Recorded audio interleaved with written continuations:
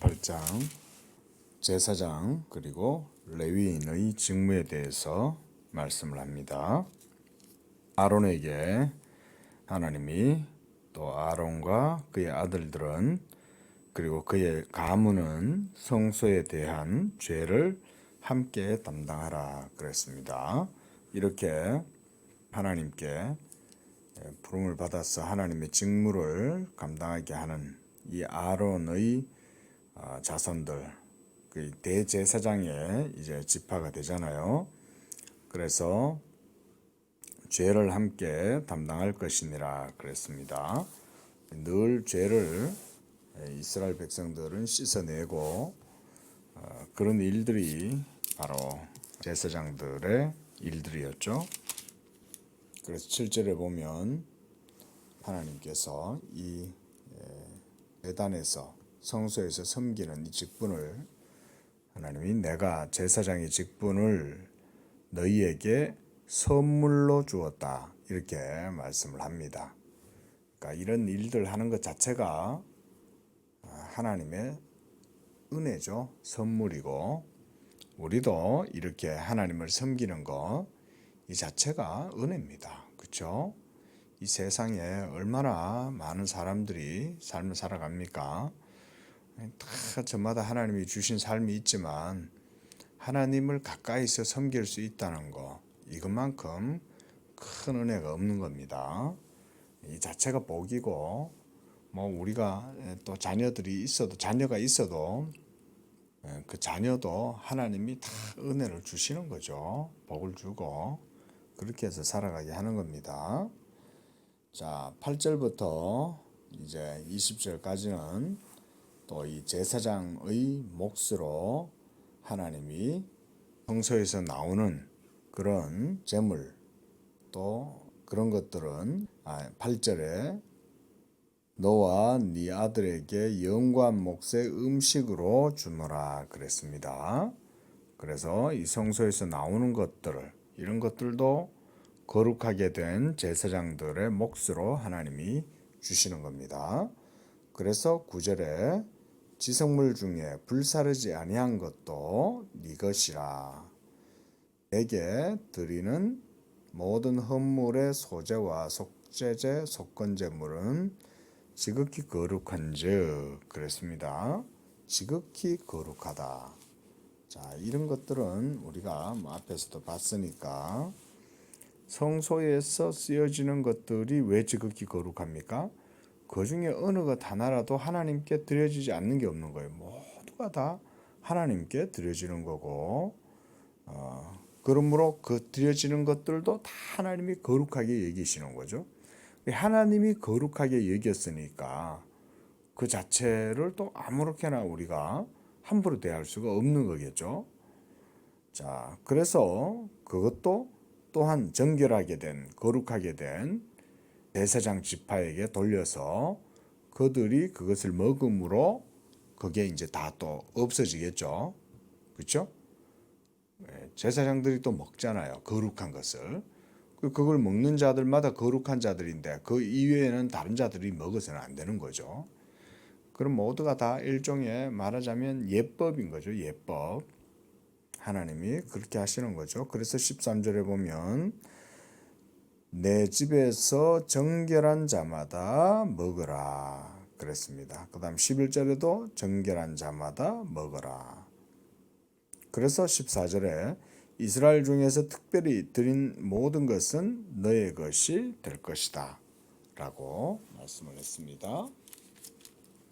그 다음 22절에 이후로는 이스라엘 자손이 회막에 가까이 하지 말 것이니라 그랬습니다.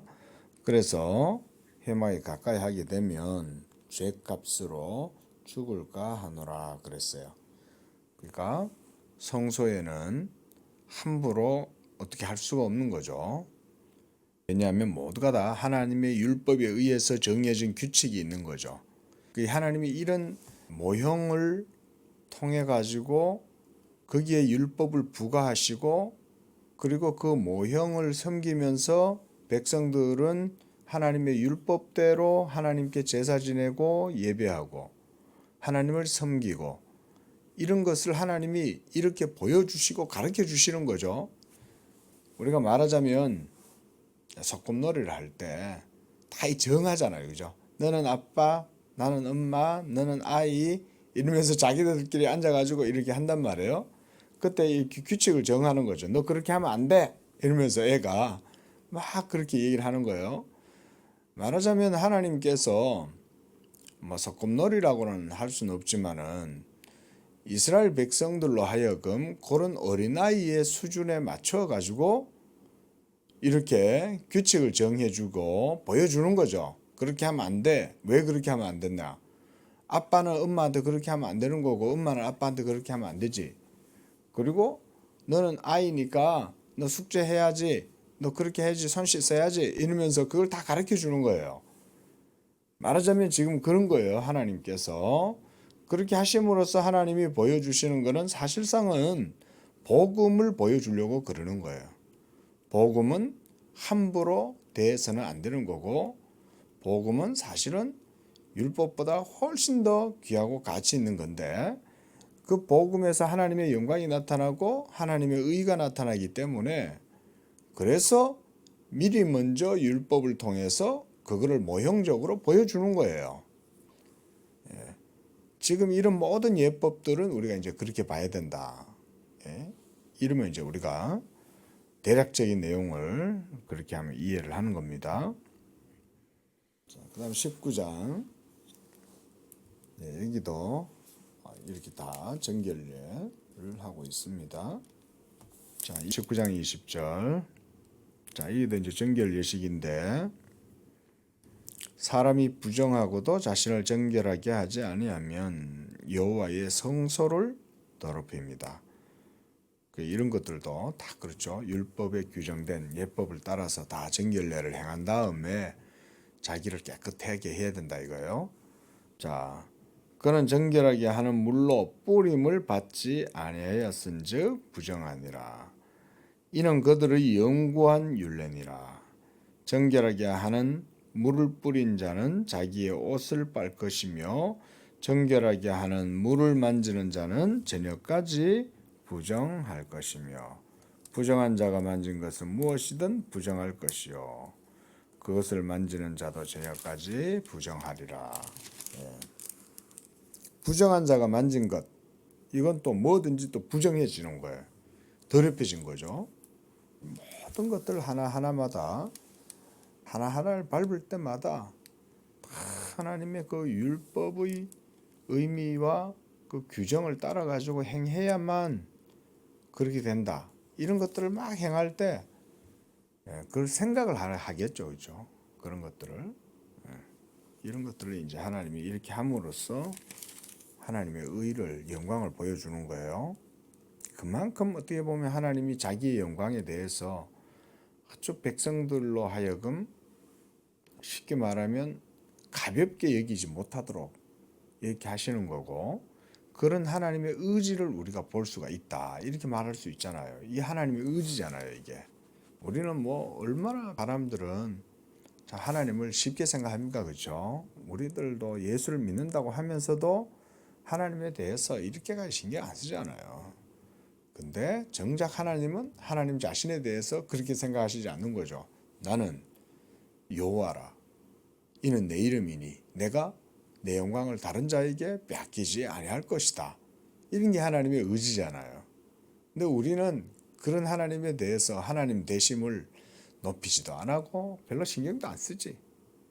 일상생활의 삶에 있어서도 하나님 영광 위해서 이러면서 못하는 삶 멋들어지게 걸어놓고는 그렇게 안 살지.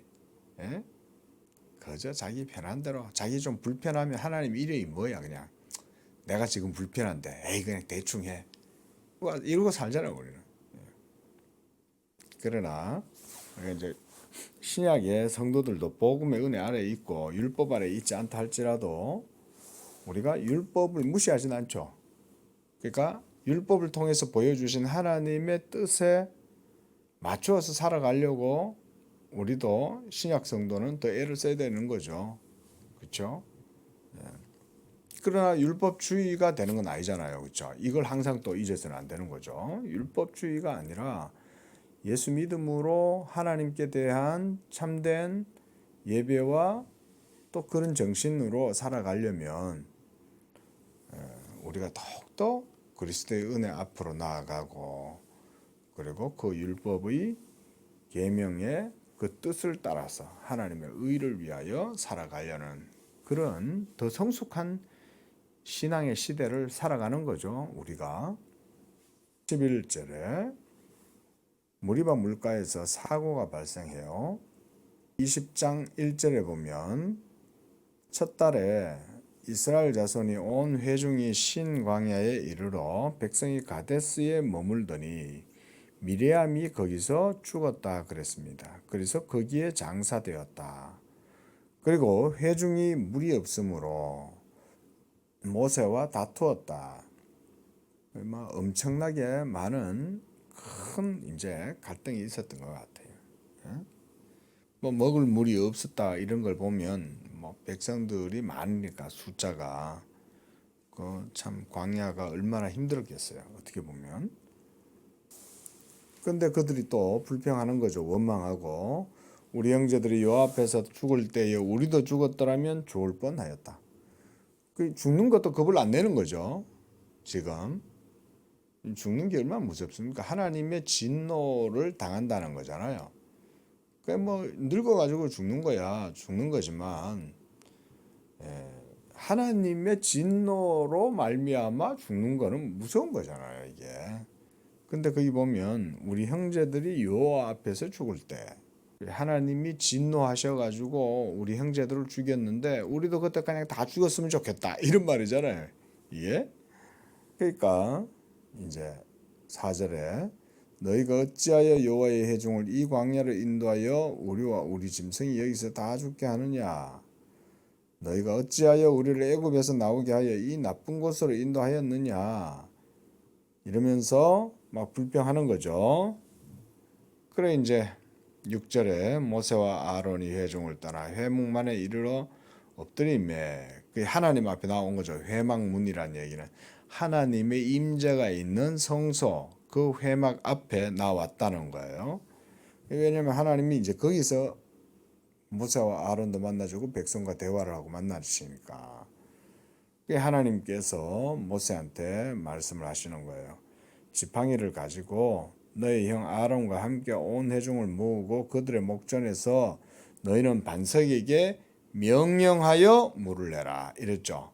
여기서 하나님이 모세와 아론에게 명하신 건 뭐예요? 반석에게 명령해서 물을 내도록 해라 이 말인 거예요. 명령해라는 거예요. 이게 하나님의 명령이었습니다. 그래서 네가 그 반석이 물을 내게 하여 그랬습니다. 그 모세가 반석에서 물이 나오도록 하기 위해서 취해야 할 방법은 뭐냐면 그 반석을 향하여 명령을 하는 거예요. 반석에서 물이 나오라! 라고 이렇게 외쳐야 되는 거죠. 그래서 9절에 모세가 그 명령대로 그랬습니다. 여호와 앞에서 지팡이를 잡으니라. 그리고 10절에 모세와 아론이 회중을 그 반석 앞에 모으고 모세가 그들에게 이르되 반역한 너희여 들으라. 우리가 너희를 위하여 이 반석에서 물을 내랴. 자 보세요. 우리가 너희를 위하여 이 반석에서 물을 낼까? 낼까? 내줄까? 이 말이죠. 물을 내랴? 그 말은 이게 우리가 이제 원어적인 의미로 좀 살피면 좀 더 깊이 있게 보겠지만 일단 번역되어진 우리 한글 말로 봤을 때 이 말 자체는 뭔 말이에요? 너희들 물 없다고 야단이지? 예? 우리가 지금 당장 너희들한테 이 물 줄 수 있어. 내가 물 내볼까? 이제 이 말인 거죠. 그러나 사실은 이런 말을 할 필요가 없는 거예요. 모세는. 그냥 가서 백성들한테 물 달라니까 하나님 말씀대로 반석을 향해서 명령하기만 하면 되는 거죠. 지금 여기서 약간 좀 모세의 행동이나 이런 말들이 지나친 거예요. 그렇죠? 쓸데없는 말을 하는 거죠. 그래서 반석에서 물을 내랴 누가 하는 거예요 지금? 하나님이 해야 되는데 모세가 지금 한다고 그러는 거예요. 이게 지금 율법을 거스르게 된 거예요. 이게 아주 치명적인 사건이 된 거예요. 모세한테. 11절에 모세가 명령을 해야 되는데 명령을 하지 않고 그의 손을 들어 그의 지팡이로 반석을 2번 치니 그랬어요. 하나님이 명령하신 건 뭐였어요? 아까 8절에서 너는 반석에게 명령하여 물을 내라 그랬잖아요. 근데 10절에서 모세는 이 반석에서 너희를 위해서 물을 내줄까? 라고 이렇게 말을 하는 거죠. 이런 말 할 필요 없잖아요. 반석을 향해서 명령을 해야 되는 거지. 지가 내주는 게 아니잖아요. 모세가. 이게 이제 문제가 된 거예요. 그리고 11절에 모세는 반석을 향하여 명령을 하는 게 아니라 지팡이로 반석을 2번 쳤다. 한 번 친 것도 아니고 2번 쳤다. 이것도 나는 의미가 있다고 봐요. 하나님의 명령을 잊어버린 거예요. 한 번 치면 자기 양심이 깨달아야지. 일단 쳤을 때 이거 하나님이 명령하신 건데? 근데 2번을 친 거죠. 그럼에도 불구하고 놀랍게도 모세가 그걸 쳤는데 바위가 깨지면서 바위 속에서 물이 올라온 거예요. 보통 우물을 파면 그 수원지가 최소한 10m 정도는 들어가야 되잖아요. 그렇죠? 근데 여기는 그 고고학에 의하면 이제 성경 뭐 이렇게 지리라든가 이런 걸 말씀하는 분들 보면 그 무리바라고 하는 데가 깊은 분천이나 샘이 있는 깊은 곳이 아니라 높은 산이래요. 그리고 그 산 위에 있는 바위를 모세가 두들겨 팬 거 아니에요. 2번 탁탁 지팡이로 때린 거죠. 한 번 팍 쳤을 때 모세가 깨달아야지. 하나님은 이렇게 명한 거 아닌데. 근데 모세는 2번을 친 거지. 탁 치고 탁 친 거예요. 그런데 그 바위가 깨지면서 물이 올라온 거죠. 그래가지고는 회중과 그들의 짐승이 마시니라 그랬습니다. 그리고 12절에 여호와께서 모세와 아론에게 말씀하시는 거예요. 너희가 나를 믿지 아니하였다. 이런 거에서 우리의 믿음이 율법과 일치되어야 된다는 교훈을 얻을 수가 있는 거죠. 하나님이 원하는 건 율법의 폐기가 아니라 믿음으로 말미암아 하나님의 말씀을 더욱 굳게 세우는 걸 하나님이 원하신다. 이렇게 볼 수 있잖아요. 그렇죠? 너희가 나를 믿지 아니하였다 그러잖아요. 하나님이. 이걸 아까 8절에서 의하면 너희가 나를 믿었더라면 내 명령대로 했을 것이다. 이 말이잖아요. 그래서 이스라엘 자손의 목전에서 내 거룩함을 나타내지 않았다. 우리가 하나님을 믿는다는 것은 하나님의 말씀대로 산다는 거고 그렇게 할 때 하나님의 영광이 나타난다. 이렇게 우리가 신앙의 원리를 삼을 수가 있는 거예요. 자, 그런 거로 너희는 이 회중을 내가 그들에게 준 땅으로 인도하여 드리지 못하리라. 너희가 그 일 때문에 이렇게 된 거예요. 모세와 아론이. 그래서 이스라엘 자손이 여호와와 다투었으므로 이를 무리바 무리라 하니라. 여호와와 다투었다.